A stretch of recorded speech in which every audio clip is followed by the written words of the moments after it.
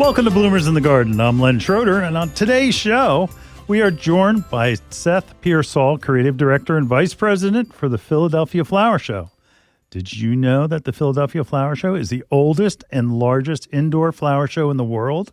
It has also been described as the country's oldest, largest, and most prestigious celebration of flowers. This year's show will be held March 1st through March 9th. Seth's position has him traveling extensively. He brings back those experiences to the Philadelphia Flower Show, and he puts them into action. We're going to hear all about that in our second segment.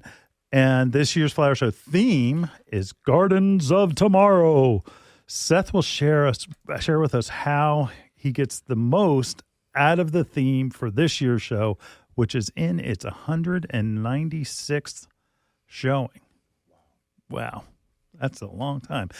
In our fourth segment, Seth and I are going to discuss one of the hottest topics in the nursery and landscape industry, hybrid cultivars versus native plants. If you listen to the show with any regularity, you know how I feel about natives. In our final segment, Seth is going to share with us don't miss exhibits and activities at this year's flower show. So stay tuned, and we'll be back in the garden right after these messages. Bloomers in the Garden is brought to you each week by Bloomers Home and Garden Center.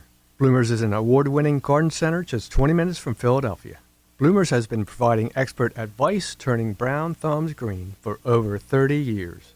At Bloomers, we want you to ask us every question, even if you think it's silly. We share information in a friendly, non-judgmental way that is meant to teach and spread the joy of gardening. Visit Bloomers Home and Garden Center in Washington Township, Gloucester County.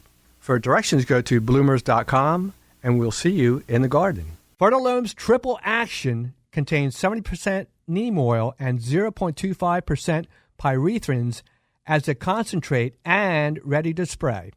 It is an insecticide, fungicide, and miticide labeled to use on vegetables, fruits, nuts, herbs, spices, and ornamentals. This organic OMRI-listed product controls a wide variety of insect pests and diseases, including aphids, scale, spider mites, whiteflies, rust, leaf spot, and powdery mildew. This insecticide is an all-in-one bottle that will cure just about any problem you may run into throughout the year. Fertilome's Triple Action has been helping gardeners across the country for years. Best to apply in late evening and early morning hours. Mix 1 ounce, which is equivalent to 2 tablespoons in a gallon of water. The best part is Triple Action may be used up to the day of harvest. So the next time you are visiting your favorite garden center, ask for Fertilome's Triple Action and expect to have the best looking plants in the neighborhood. You're listening to Bloomers in the Garden Radio. Listen anytime through your favorite podcast provider or see and hear us by subscribing to Bloomers YouTube channel. Bloomers in the Garden Radio is heard in Philadelphia and throughout the whole Delaware Valley every Saturday. First, wake up with us at 6 a.m. on WNWR The Word at 95.3 FM and 1540 AM. Tune in at 8 a.m. to Bloomers in the Garden Radio on Talk 860 WWDB. A rebroadcast of Bloomers in the Garden Radio is played each Saturday evening at 5 p.m. on The Word, 95.3 FM and 1540 AM. On Sunday at 8 a.m., we can be heard throughout the New York tri-state area on Classic Oldies, 1250 AM WMTR. Thanks for listening, and we'll see you in the garden. Welcome back to Bloomers in the Garden. 196th year of the Philadelphia Flower Show. It's going to be held at the Philadelphia Convention Center March 1st through the 9th. My God, but 196 years. There's been a lot of history over that time. It's a long time. A lot of things have happened between then and now. Well, it sure has. And you're teasing me because I brought up the Indian Wars. Yeah, we held shows throughout all these historical events and more. Well, 1829 was the first year, but it was called something exposition. I believe it was the Pennsylvania Horticultural Exposition, but it was always hosted by the Pennsylvania Horticultural Society. So, Pennsylvania Horticultural Society was founded in 1827, and then 2 years later, 1829, was the flower show essentially. Okay. Yeah. And one thing that when we talk about PHS, and a lot of times I bring up, is that it's, it sounds snobby, but the people that are there are anything but welcoming, and that they want to share what they know, and they want to, it's not like a bunch of, Thurston Howell the Thirds that are it's like, oh, right. No, actually, it's quite the opposite of that. And we could talk about some historical highlights at PHS. But, you saw a little bit of that kind of in the 1910s and the 1920s. It was a very different world. But even as early as the 50s, you start to see these threads of kind of this urban greening, this kind of small d democratic participation in the garden. Mm-hmm. Ernesta Ballard was kind of, a pioneer in this particular space, because she really was the one who took it from, or began to take it from, simple ornamental things into the idea that horticulture is something you can do something with. So that's as early as the 50s, and we've only been going in that direction ever since. And it's horticulture's for everyone. Yeah, right. Yeah. And that's where you see that. So even today you can see, our various urban greening programs, tree canopy, reclamation, vacant lot reclamation, community gardens. Yeah, a real strong kind of DNA and track record of doing good stuff and cool stuff with horticulture. We always tell the story at Christmas time about Joel Poinsett sending the poinsettias to the Bartrams. The Bartrams basically was a colonel, somebody. I never heard of him until I did a little bit of research. So he was an American ambassador to Mexico. Right. Yeah. A spy. Yeah. Right. Poinsettia being, from Mexico, because back then the first flower show was a one-day show, and it was where people were debuting, fruits, flowers, plants, a real exposition in that sense. And so, poinsettia, an exotic plant from Mexico, first introduced at the flower show. Well, the rest is You're welcome. history. Yeah. Amazing. And so, like, one of the notes here I have, so it's still going on. It's going on. The Civil War is going on. The flower show is still going on. And like I said, so Civil War's over, the expansion west, the flower show is still going on. Industrial Revolution, and that's where, you were saying about the 20s, where it was the change over to more, I guess, of a welcoming to the public rather than being a horticultural exposition. Yeah. So, in the early days, what we saw was companies, magazines were still, they were a thing, but it was like a really precious, expensive thing. Right. So you needed a way to talk to the public. You needed a way to show what your wares were. And so these trade shows, these expositions that's all that was. This is when those things were really major. So Proven Winner would have their giant, they may still. For that matter. Yeah, they do. But, now they've got other media opportunities. So back then, this was the big one. And so that's why you see the trade was so heavily participating and debuting new cultivars and new things at the show to get it out to the public. Love that. Yeah. And so during World War I, it took a break for two years, and the same thing for World War II. Yeah. And it was closed. Yeah. And so the interesting thing for that was, during the war years, like, whatever was happening in Holland and Germany, which are historically large horticultural producers and exporters, we had to, find bulbs elsewhere. Right. You would see during the war, the Easter lily had been replaced by domestically grown hydrangeas and azaleas and roses and spring bulbs. So the show was responding to all these, kind of crazy current events happening. And, I even know, I'm trying to remember which rose it was, but there was a substantial rose stock that was sent from France to the United States to preserve it because all these, facilities, greenhouses, and fields were being destroyed. So it kind of kept some of these things going to some extent. It's an amazing, if you've never been, you have to go. It is, considering for all that you get, and you spend a day there. It's not like you're going to walk in and walk out. Mm-hmm. And there's so much to see, and there's other alternative events later we'll get into, but it's more than just, oh, look, flowers.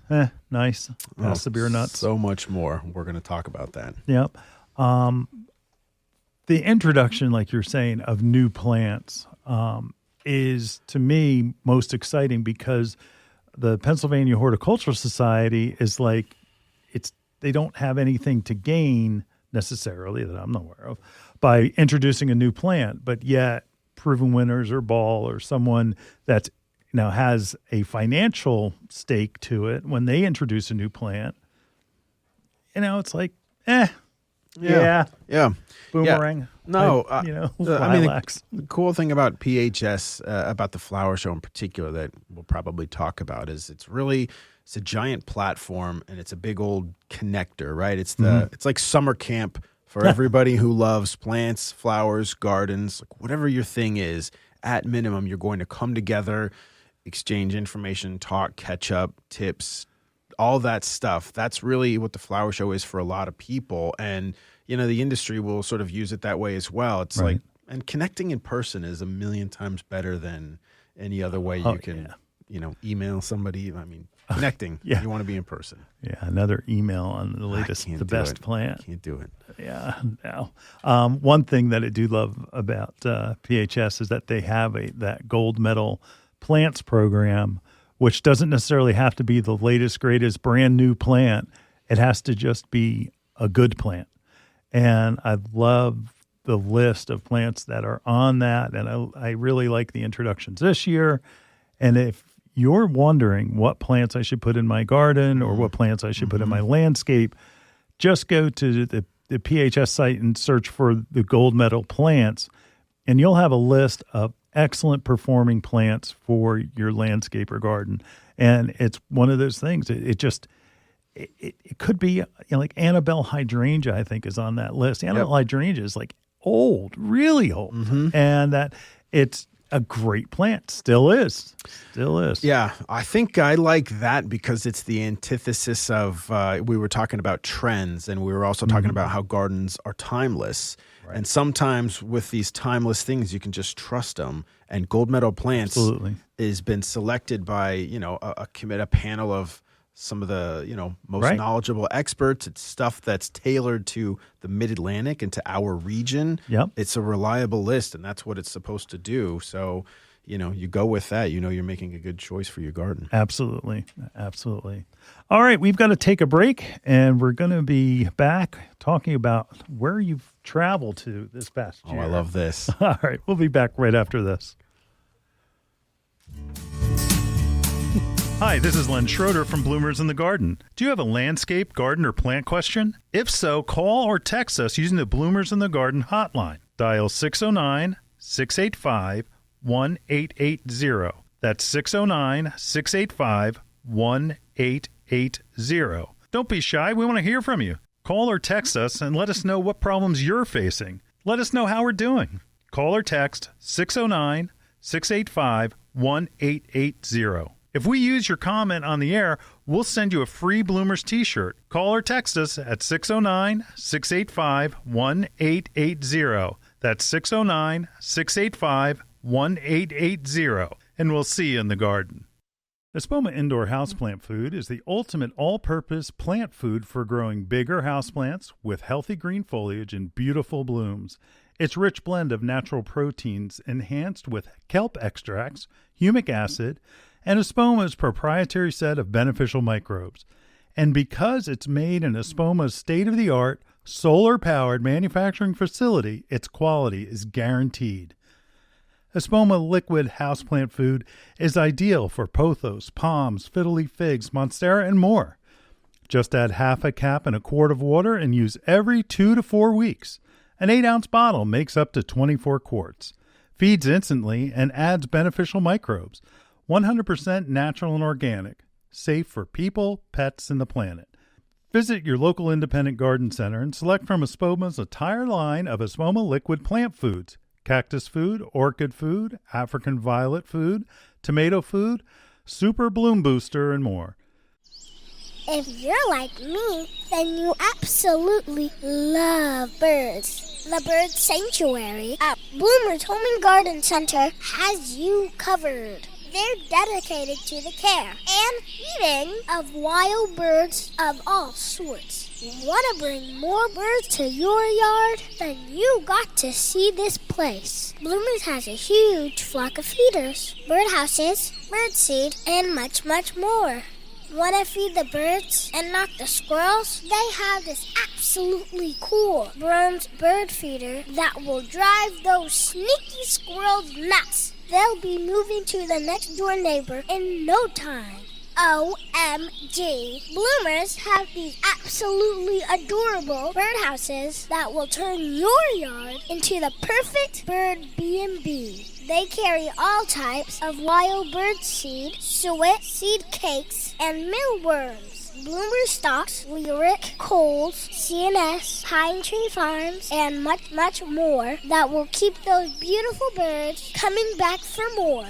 Bloomer's Home and Garden Center is located in Washington Township in Gloucester County. For more information and directions, check them out on the web at bloomers.com. Bloomer's Home and Garden Center, you got to see this place.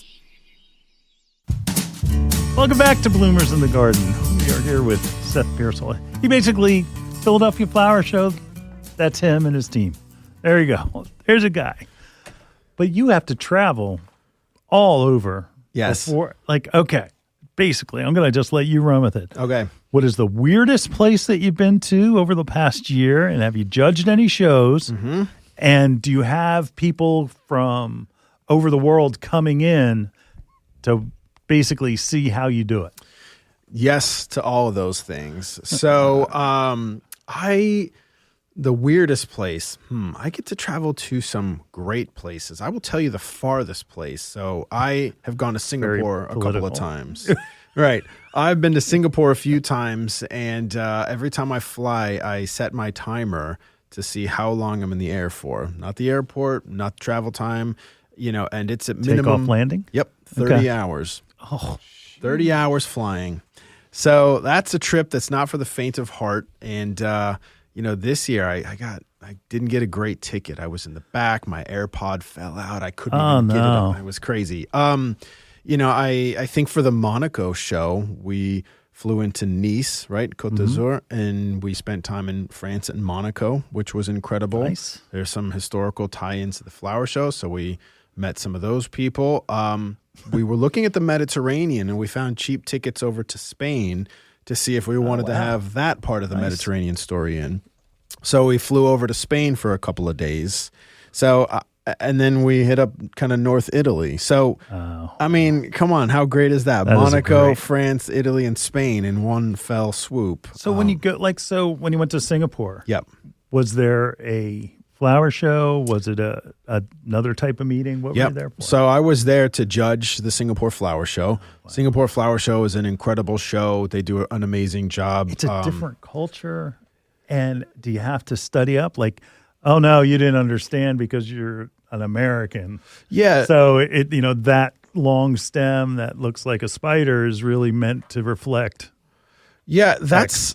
I mean, it obviously it helps to be, knowledgeable in plants. And I'm, pretty good. I'm better with perennials here, but I can hold my own. Mm-hmm. But their garden statements are, they have some incredible talent. There's hardscaping, there's lighting, there's atmosphere, there's plant material, there's form. So you're really looking at a number of different things. And they actually, when they started their show, they loosely based it off of the Philadelphia Flower Show. So it's kind of cool to see the DNA of our show over there. And they're actually coming. Dennis Lim is going to be at our show judging. So I'll see him in just a couple weeks. Yeah. Oh, that's great. That's great. Yeah. And Singapore also has an incredible garden culture. Mm-hmm. Everybody there gardens. And so it's America? Everybody gardens. And you're missing out. It's pretty cool to see all that come together over there. Yeah, it's other countries we always talk about England. How England's full of gardeners, and so on and so forth.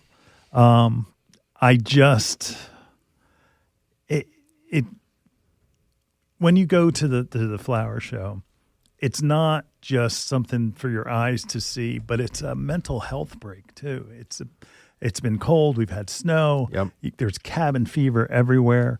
The flu outbreak. Oof, don't even want to talk about it. But the fact that, people that have been sick with the flu a lot, and that where they get to go out and they get to finally come out of their isolation and see it. It's not like, I don't want to mention COVID, but it's similar where you're just cooped up until you're better and you're over it. And thank God it's not as long an issue, but going to the flower show is like a rejuvenation of your spirit. Yeah, I love that you said that. I mean, that is such a part of the DNA as much as anything else. It's the tail end of winter. I mean, right now it's gray, it's cold, it's cloudy. You go in, you don't expect it. On the other side of these red doors, there's 10 or 12 acres of gardens, fresh cut flowers, giant gardens, small gardens, little tiny framed botanical pieces. I mean, it's just kind of endless. And, we are designing stuff as PHS, but also everything you're looking at is somebody who's, got a business, a passion, a hobby. So everything you're looking at is like done by somebody else. And you're like, wow, there's that many people participating in this gardening festival, essentially. Yep. And it's all extremes. It's from the, I could never do that to, I could do that. And that you see, it's there. It's there. Yeah. The design and the competitive classes in the back of the show, it's called B Hall, actually. That's really where you want to go, because that stuff is made and tailored to practical things that you can do really, on your budget, in your space, at your skill level. So, head back there for some tips. It's good stuff. What is the places where you've traveled, the folks that you're on, that are honest with you, think about, not about the Philadelphia Flower Show, but my customers, the American gardener, is it that they're newbies, that they're really, it's not part of their soul? I wouldn't say that at all. I find it the other way. There's a huge respect for American gardeners and gardening. I have only found, and that's the great thing about this particular community. I mean, you want to talk shop, you want somebody to dig up a thing for you. People are really, really willing. We have our colleagues from RHS coming to our show this year. We see them, same with Singapore. It's a real sense of community. I think also particularly amongst these flower shows, because we're sort of planting a flag in the ground for this thing that we all do. And so it's welcoming. There's a lot of respect and admiration. We will coordinate garden tours if you're a member. There's some of this stuff going on year round. And there's a lot of credibility out there for the American contribution to gardens. I will say that. Yeah, well, that's great news. I just have a pet peeve lately. It used to be you drive down the street and the houses are, nice lawn, nice lawn, nice lawn. Oh, there's the guy that has all the weeds. Now it's the opposite. It's like weedy lawn, and then there's one guy on the street that has the manicured lawn. Yeah. And people call him Mr. Perfect. Right. But, indeed. But it used to be the other way around. Sure. And I'm hoping that we get back there, because it is a mental health thing. Not to be a perfectionist, but to get out there, turn off, whatever show you have to be watching, or whatever game you're playing indoors, or what have you. Get outside, breathe the fresh air, grow something. The success of growing something, and I mean, children are great. I have 3. Right. But it's also, if you're growing something for yourself, grow watermelons. Something weird. Your kids would love it. I have a gateway drug in that I can recommend. Good. That's easy. I think pruning is one of the most rewarding things. You can, if you learn how to prune or deadhead, it's not that hard. Once you learn a few basics, you're not going to get into too much trouble. It's literally the smallest thing you can do to, it's like watching a decision, I just affected 10 years right now with this proper prune. And it's satisfying, and you can do a little or a lot. And it's not super messy. So if you're intimidated, get some clippers and just go prune a little bit. Right. Don't fear the shears. I don't fear them. Don't fear the shears. No. Oh, my gosh. It's funny because I'm thinking of all the anxiety that could be taken out by going out and pruning. I mean, I've got some New Dawn roses that we've been training up the columns, and it's beautiful. Nice. And when I started, I was real timid. I was, late January. I'm not starting to prune then. I learned those things are so dang robust. I can hack those things. Even my David Austin out front, I can hack that thing to death, and that thing is still very vigorous. So don't be afraid. Go prune, clip something up. That's it's really therapeutic. And we're almost at the time for winter pruning, so it's coming up. It's time. With you're traveling, I mean, how do you ever figure? I used to be on the board for a co-op, and my kids were approaching the high school year, so they're in junior high, and I decided not to redo it because my traveling days, I figured it's like I'm out and away 26 days out of the year, which is peanuts. Yeah. But I mean, have you ever figured out how often? Well, that's a good question. So I have a 3-year-old. Right. Prior to my 3-year-old, I traveled a lot. I was all over the place making connections and meetings and trying to bring people through. I have cut down a little bit to be here. So I travel a couple of times a year. It's a lot less. And then as Lucia gets a little bit older, I'll probably, ramp it back up again and really get present out there. People love it when you come and visit them. It shows commitment, shows you're interested in them. So it's really important. Yeah. Your daughter has a pretty name. Yeah. Lucia Isabella. Shout out. One day you'll hear this. Nice. Well, we're going to take a break. And when we come back, we're going to be talking more about a trend that drives me crazy. And those of you who listen regularly, let's see, what that is. We're also going to talk about the theme of this year's flower show. So stay tuned. We'll be back right after this.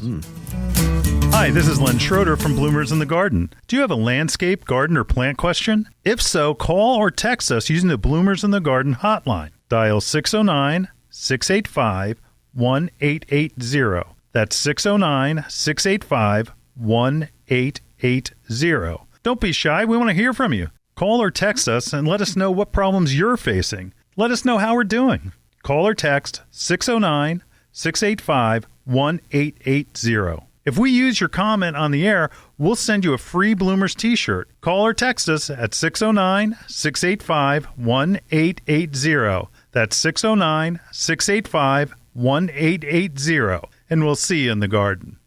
We are proud to announce that Bloomers in the Garden has partnered with Renewal by Andersen of Greater Philadelphia, Delaware, South Jersey, and Southern Maryland. Renewal by Andersen is the top window and door company in the United States, specializing in replacement windows and doors. You might be thinking right now, what the heck do windows have to do with gardening? Well, Renewal by Andersen makes this beautiful garden bay window that's energy efficient and made from recycled materials. It's perfect for growing the finest indoor plants possible. When you are looking out your windows filled with plants in your beautiful garden, you don't want to see old windows that are cloudy, warped, or even rotting. That's why people in the horticulture community love Renewal by Andersen. Not only do we want our gardens to be beautiful, but their homes as well. Renewal by Andersen participates in horticultural events such as flower shows, earth days, and eco fairs. To get more information and set up a free home consultation, please visit www.philadelphiawindow.com and be sure to tell them Bloomers in the Garden sent you.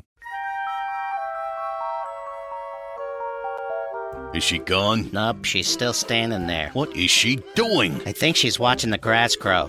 That's our job. I know, right? She's watching the grass grow, the flowers grow. Ooh, look, the trees are growing. Can't say as I blame her. Remember where she bought all this stuff. Duh, bought us there too. Bloomers Home and Garden Center. Find us online at bloomers.com. Welcome back to Bloomers in the Garden. So, Seth, bridge the theme of gardens of tomorrow. Yep. And how does that work with the whole show this year? Like, how is that going to be represented? Okay, cool. So let's talk theme. Gardens of tomorrow. At its highest level, I like to think about this theme as being an optimistic theme that says, hey, gardeners, you play a role in making things better. If you're gardening, if you're planting, the future's uncertain. Perhaps it's dark, or perhaps you don't know what's going to happen, but you've got a little bit of thing that you can do that will actually make something better. So that's the highest level. Let's go down one. Designers are going to be working on innovation. They're going to be looking on maybe where things are going, what might an area look like in 20 or 30 or 50 years. That's Yeah. key. Yeah. I mean, you don't, there are plants, like you mentioned perennials before. Yep. And that woody plants, which for those of you out there, novices, that woody plant is going to be a tree or shrub, something along those lines, whether it's evergreen or deciduous. That with that, it's not one and done. It's not an annual where you don't get it another year.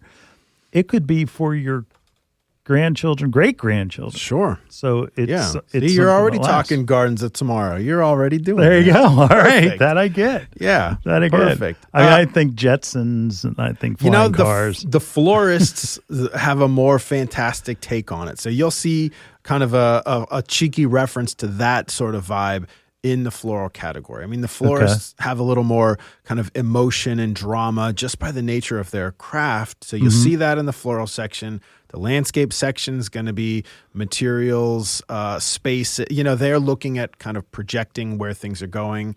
I don't want to say more serious, but maybe a little more serious. And then the education categories, are kind of also blending the two. I've seen exhibits that are both, kind of real didactic and really sort of, okay, what's going to be this like? And I also see people having some fun with a metaphor. So it's kind of anything and everything in between there.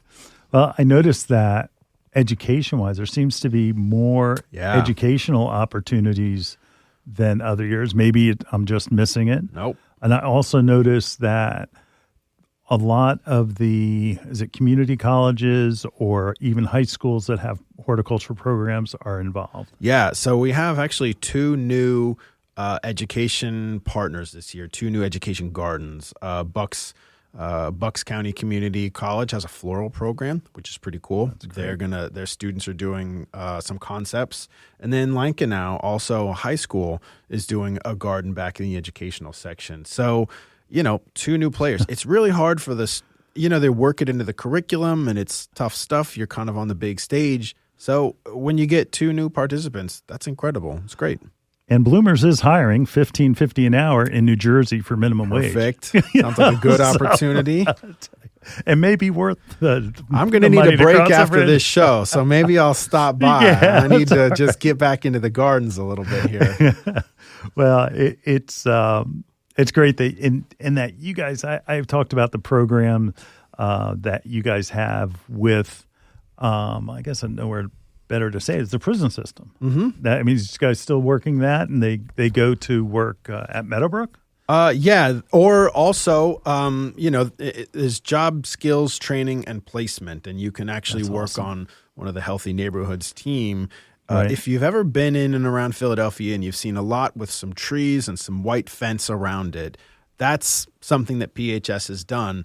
And not all of them, but many of them have been cleaned and prepared by people learning skills in the horticulture trade. They literally go through a boot camp and graduate. So, it's going back to incredible. PHS not being, kind of a snooty thing, right? That's Exactly. real people learning real skills and changing lives. And a real need. Yeah, it's an incredible thing.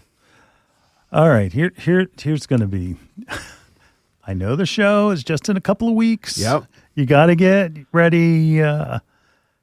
Have you ever thought of doing a second summer show, late spring, summer? I think about it all the time. I mean, Yeah. is it? Yeah, I do. I think about a late spring show. I think about a fall show. A fall would be fun. Fall would really allow us to bring in the edible aspect in a big way. It's the right? first thing I thought of. It's really Pumpkins hard to and- do that in the spring in a big, bold way, but in the fall, you could really have that culinary part of it. All right, so what's holding you back? Well, My staff would revolt. No. So top secret just between all of us. I mean, we definitely kick around the tires and play with ideas. I think anytime you do a big event, particularly outside, the business model's got to be really, really sound. Yeah. And that it's a bunch of boring details like traffic, revenue partners. Can people get there? Is there infrastructure? So it's a lot of vetting out and the site ends up becoming really, really important as a factor. So, the FDR Park, did that work well, or was there that probably? So FDR was interesting because that was during the COVID years. So the first time we were out, we didn't know even if there was going to be a show, and there was probably less than 6 months of planning, which in the event world is blistering light speed. The second year we learned a lot, but I have to tell you, 9 days, which is the current format, it's a long time for an outdoor event. In a perfect world, I probably would truncate it, which would allow us to dodge weather a little bit easier. It was hot. I was there, and I was actually on my first date. It was someone who I knew for a very long time. Okay. But rocking my dad jeans and sweating to death. Sweating to death. I was out there with you. The second show is probably my favorite show. I thought that show was absolutely magical. I thought we really punched above our weight considering it was only our second rep. The gardens were incredible. We had some really big names. The food was insane. So I'm no promises, but don't worry. I'm looking at all options all right. here. I am. All right. I am. That would be great. Yeah, I agree. And Matt, it would make money. We're going to make it make money, Matt. Right. Don't you worry. We're going to make it make money, Matt. All right. We've got to go back to a break. And when we come back, we're going to talk about what drives me crazy. The whole idea is to have improved plants, right? Not necessarily. We'll be back right after this. Hi, this is Len Schroeder from Bloomers in the Garden. Do you have a landscape, garden, or plant question? If so, call or text us using the Bloomers in the Garden hotline. Dial 609-685-1880. That's 609-685-1880. Don't be shy. We want to hear from you. Call or text us and let us know what problems you're facing. Let us know how we're doing. Call or text 609-685-1880. If we use your comment on the air, we'll send you a free Bloomers t-shirt. Call or text us at 609-685-1880. That's 609-685-1880. And we'll see you in the garden. Fertilome's Triple Action contains 70% neem oil and 0.25% pyrethrins as a concentrate and ready to spray. It is an insecticide, fungicide, and miticide labeled to use on vegetables, fruits, nuts, herbs, spices, and ornamentals. This organic OMRI-listed product controls a wide variety of insect pests and diseases, including aphids, scale, spider mites, whiteflies, rust, leaf spot, and powdery mildew. This insecticide is an all-in-one bottle that will cure just about any problem you may run into throughout the year. Fertilome's Triple Action has been helping gardeners across the country for years. Best to apply in late evening and early morning hours.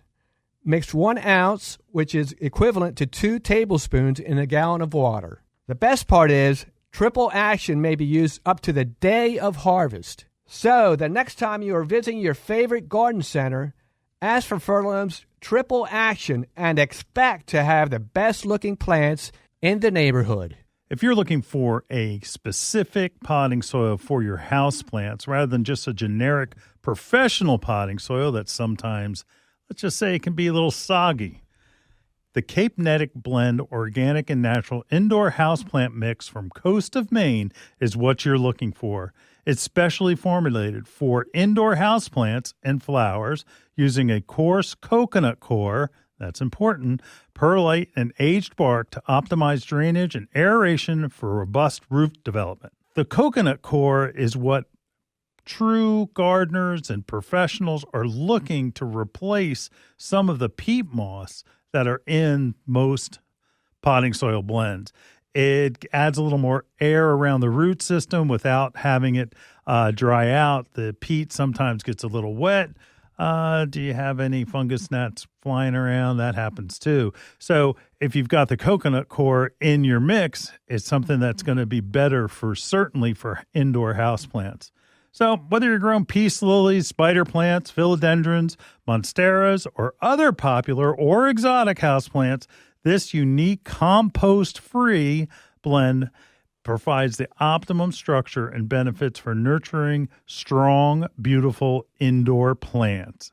And again, that's the Cape Netic Blend Indoor Houseplant Mix by Coast of Maine. Look for it at your local garden center. Welcome back to Bloomers in the Garden. All right, pet peeve for me is native plants. My whole purpose for being in this industry was always improving plants and the next best plant that had the most flowers, most colors, so different. And that now the trend is going backwards to natives. It's like, what the heck is going on? I don't understand. Help me. Okay. I don't know how much I can help you. You're gonna. Am I wrong? No, I know both sides of the coin. Like you, I've got colleagues in passionate camps on both sides. I know the native conversation sometimes feels like a snapshot in time. It does. I also understand, ecological evolution for pollinators. I think there's I am unsatisfyingly a gentleman of compromise, and you'll really find me a little Buddhist in my middle of the ground. You coward. There's room for both. I respect the native argument. I do agree with everything that you're saying, though, right? So really, if you look at things that are happening, it's kind of what always happens. Genetics improve based off of ecology for thousands of years. So I mean, that is improvement. It's evolution. It's just exactly what you're saying. Right. I had an interesting conversation with somebody. Okay. So I was at Kew Gardens with Richard Barley this spring. I hope he won't, get me in trouble for saying this. And I said, Richard, how do you guys handle the native conversation? I said, in the United States, it's passionate, it's tricky. I said, what are you guys doing over here? And I'm truncating what he said, but he said, and he's Australian. He said, look, we're not looking at native. We're looking at where something is going to be in the future, and we're planting towards where something's going. So they don't really have the native conversation like that. He said, we're forecasting what, England's going to change, how it's going to change. We're finding pockets of the world that already have that. We are sending our scientists over there to gather those. And we're future forward. So essentially, he was saying, that's not a native. Exactly. Okay. Yeah, exactly. So that's in your camp where he was like, it's not that we don't like or dislike natives. It's just that we're planting for a future, which is the smart cultivars that are resilient and adapt. Okay. And so I thought you'd like that because he's right in line with you. And my feeling is that, okay, if you are going to deal with natives, how about we do native cultivars that are, you have the native species, but still use the hybrids. And the hybrids will have more flowers. Will have more, they'll be sterile and they won't be invasive plants. Sure. Because I think it's kind of funny because native people almost are polar opposite to invasive plant people sometimes. But where, again, it's the whole Dr. Armitage's thing about nativars. So you have the native species, just the hybrid. And to me, that is a great compromise, but I don't hear it in the conversation so much. No, I tend to be probably more like you. I want, kind of I don't love invasives, obviously. No. That's a whole different thing. Although, how about a plant that grows really fast? It gets lots of blooms, and you really don't have to care for it much. I don't know. Then kudzu took over, and here we are, right? I mean, a porcelain berry vine's the bane of my existence. Yeah. That thing is insane, even though the berries are pretty. I fight with it every year in my backyard. Well, it's something where you are... the marketing people have caught on. Yes. So natives are going to be a thing for as long as they'll ride the trend. Yeah. But I think the general public are like, my neighbor told me to buy natives, and that they're not sure what that means. Yeah, I agree. It's our job at Bloomers this year. We're going to try to help people to understand like what what that is. Yeah. So, I think prioritize them if you like, but also there's great plants out there. I don't think you have to be a purist to have a really nice functioning garden. now I had a family member that we were having a pretty intense debate that I was going to do their landscape but they wanted all natives. Okay. And I'm like, oh, Yeah. Yeah. so you want it anyway. So I said, but I got her around to my side saying, it's like, how about we do native plants that are just hybrids that are going to be better, more efficient, blah, blah, blah. Yeah. And I like I that. turned her around because I think that most native people, it's not like organic is cut and dry. Either you're organic or you're not. Sure. Where natives, it's not so. Yeah. I I agree. I mean, the more you know, the more it's not, like you said, it's not a cut and dry thing. Pretty soon you're like, well, what are we talking about here? Just like your Rose rugosa. right. Well, boring. It's a little fragrance on a rugosa. Yeah, I know, but it's like the native variety. It's Sure. Yeah, you want some with some punch. That's right. I get it. That's right. All right. We're going to take a break and we'll be back in the garden. We're going to talk about, let's see, what else? The trends that you see coming and also how to get the most out of this year's flower show, Gardens of Tomorrow. Yeah. We'll be back right after this. Hi, this is Len Schroeder from Bloomers in the Garden. Do you have a landscape, garden, or plant question? If so, call or text us using the Bloomers in the Garden hotline. Dial 609-685-1880. That's 609-685-1880. Don't be shy. We want to hear from you. Call or text us and let us know what problems you're facing. Let us know how we're doing. Call or text 609-685-1880. If we use your comment on the air, we'll send you a free Bloomers t-shirt. Call or text us at 609-685-1880. That's 609-685-1880. And we'll see you in the garden. Here's the dirt on potting mixes. They're not all created equal. Espoma Organic Potting Mix gives roots the ideal balance of air and moisture. It contains a special blend of beneficial mycorrhiza to help grow stronger roots, bigger plants, and more bountiful blooms. Try Espoma Organic Potting Mix indoors and out for all your potted flowers, vegetables, and you'll see why it's the best. Visit espoma.com for a retailer near you. Organic potting mix from Espoma, a natural in the garden since 1929. Your next houseplant is waiting for you in Bloomers Home and Garden Center's greenhouse. Bloomers recognizes that houseplant choices are as important to your interior decorating as the fabric on your couch. The right plant, paired with the perfect container, can bring a dynamic change to your home. A houseplant brings life to your world and connects your home's interior to the greater outdoors. Even a small succulent placed on your coffee table has a way of connecting your living room to the Amazon rainforest. How about an air plant in your kitchen? Looking for an indoor flowering plant to add color to your plant palette? Bloomers has a large revolving assortment of flowering beauties. From aglaonemas to ZZ plants, Bloomers Greenhouse is stocked with your next favorite indoor plant. Bloomers carries a large selection of pottery and containers to match your home's decor and make any of your plants more beautiful. Bloomers experts can help you care for your plants and have the fertilizer, insecticides, leaf shine, and specialty soils you need to grow healthy and happy indoor plants. Visit Bloomers Home and Garden Center's greenhouse and make every room in your home a living room. Visit bloomers.com for more information. That's bloomers.com, and we'll see you in the garden. Welcome back to Bloomers in the Garden. All right, Seth, this is your baby. Yep. This is, how long? Because you told me one time that you decide on these themes, like not during the year. Didn't you decide this like a year before or longer? Yeah. So I love this question. So again, COVID threw us off because it takes a while to get back into a long planning cycle. So right now, I'm personally working on a 5-year plan.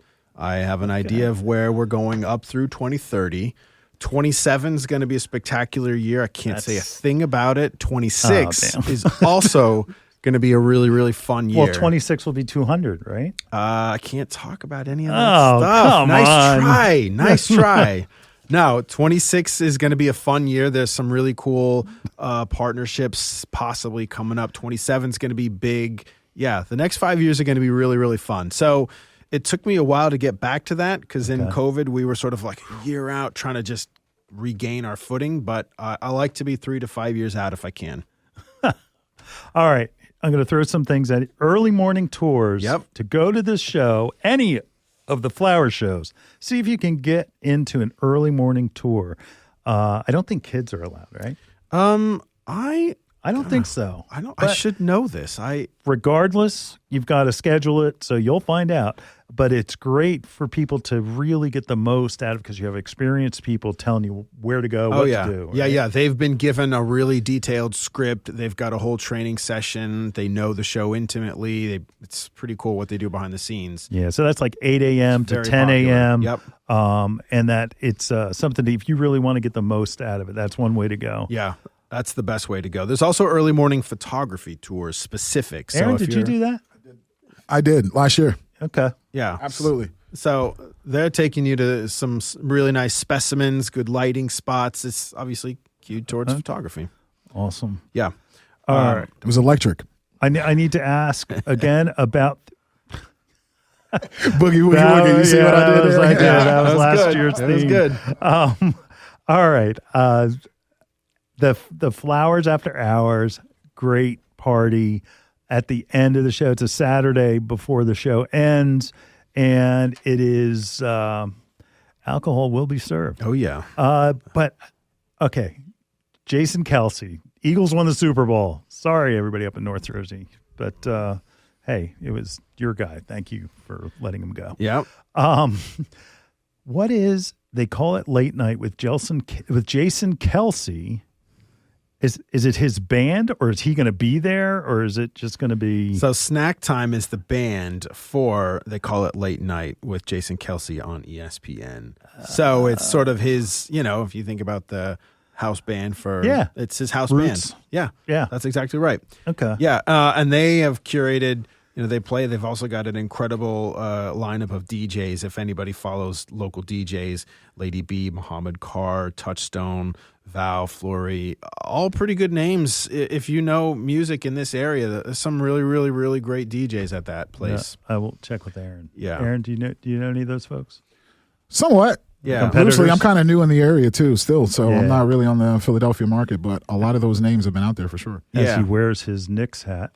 No. That's what it is. I heard he was again, a Giants fan yeah. earlier. He is, yeah, it's all right. It's about to It's go all right. I viral. let him go on that. But the Knicks thing is like, I swear that I'm rooting for the Knicks because it's all Villanova, for sure. players. That's true. And Yeah, I'm getting pissed. You're at the invested in Villanova, 76ers. though. Yeah, literally. That was literally.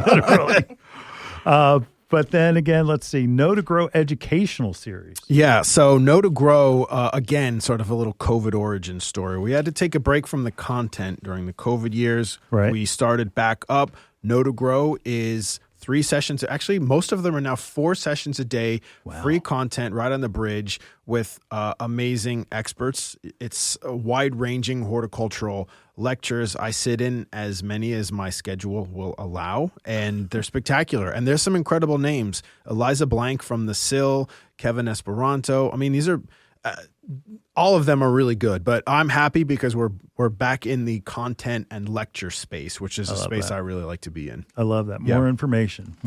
Yeah, right. Staples. What other things that I haven't mentioned should people seek out? So many things. So I'm going to try to keep this short. So, in A Hall, there's a bunch of there's Ishihari Kazuyuki and Iftikhar Ahmed are doing a giant 2,000 square foot garden, partnering on a concept. That's cool. The floral areas have 6 new florists. Education, we talked about the 2 new areas. Display, there's 2 new gardens. Dooner Social Ventures. PA Game Commission is back with us. Olin is with us. I could go on and on. Grand Hall, if you bring in children, family activities, partnership with the Franklin Institute. There's a ton of stuff going on. Oh, wow. Yeah. That's great. And then the whole butterfly thing is back. And again, it's- Aaron, as long as, just didn't go and My try kids to had a catch great them time. all. They just don't try to catch the I butterflies. got some legendary photos of Lucia last year. So she does a whole little dress, get up for it. Yeah, okay. It's very popular. You got to post it on social media, man. We got to see it. Yeah, So it is kid friendly. So it is Absolutely. kid friendly. But it's also Look, we're just getting over Valentine's Day, and there is nothing better than to have given your Valentine roses and a couple of tickets to the flower show. So it's not only flowers and a date. So honestly, I'm going to add on to that. So the Twilight ticket is a $29.99 ticket. It's after 4 p.m. That's a great time to see the show. It's a great date night after 4 p.m. Flower show evening vibes are different. It's like not super busy, but there's still enough to make it interesting and not feel, empty. Nice. Sounds like a great Valentine's Day present. It does. And that for the $30, right? So $29.99. Yep. At Bloomers, we sell tickets to the flower show, and that we have the Monday through Thursday tickets are $40, and they're cheaper than at the door. They're cheaper than online. Sure. But this is something different where it's all about timing and where the $45 ticket gets you in any time and including the weekend. Yeah. But the other cheaper ticket, the $40 ticket, is only Monday through Thursday. But this isolates it to a 4 p.m. entry. I understand it because you guys need to control traffic because a lot of the complaints are the lines.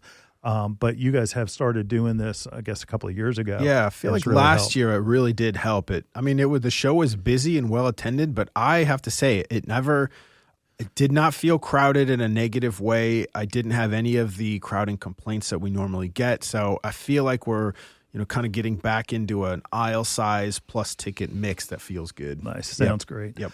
All right. We have to wrap up. We are going to a break, and then we'll just be back with a quick couple of sections because we are out of time, aren't we? Yes, we are. Yeah. We'll be back right after this. Hi, this is Len Schroeder from Bloomers in the Garden. Do you have a landscape, garden, or plant question? If so, call or text us using the Bloomers in the Garden hotline. Dial 609-685-1880. That's 609-685-1880. Don't be shy. We want to hear from you. Call or text us and let us know what problems you're facing. Let us know how we're doing. Call or text 609-685-1880. If we use your comment on the air, we'll send you a free Bloomers t-shirt. Call or text us at 609-685-1880. That's 609-685-1880. And we'll see you in the garden. If you're looking for a specific potting soil for your houseplants rather than just a generic professional potting soil that sometimes, let's just say, it can be a little soggy, the Cape Netic Blend Organic and Natural Indoor Houseplant Mix from Coast of Maine is what you're looking for.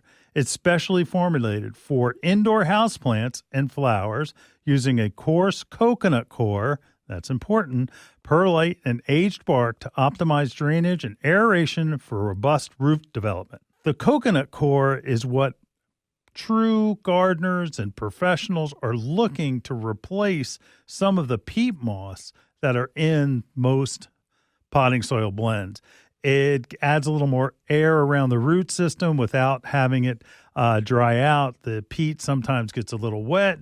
Do you have any fungus gnats flying around? That happens too. So if you've got the coconut core in your mix, it's something that's going to be better certainly for indoor houseplants.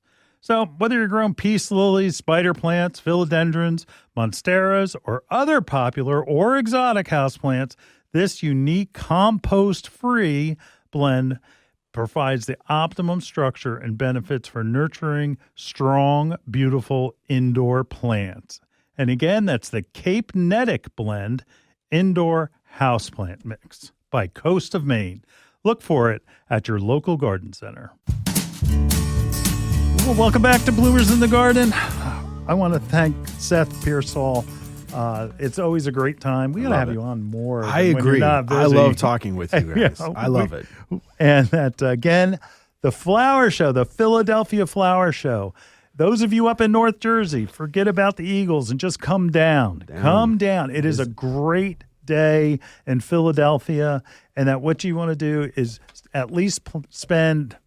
You're going to be 2 hours driving here, so you're going to figure, you've got about 4 hours to do the show. Yeah, easy. Yeah, and then you can grab dinner. It's great places, great restaurants. Yep.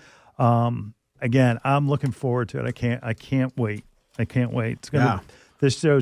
I'm excited. I may do that morning time. Early morning tour? I think I'm gonna. You let me know. All right, Yeah. I will. Cool. I will. Seth, thank you again, and good luck. Thank you. Good luck. I love it. Thanks for chatting, and we'll see you over there. March 1st through the 9th. Don't miss it. Don't miss it. See you in the garden.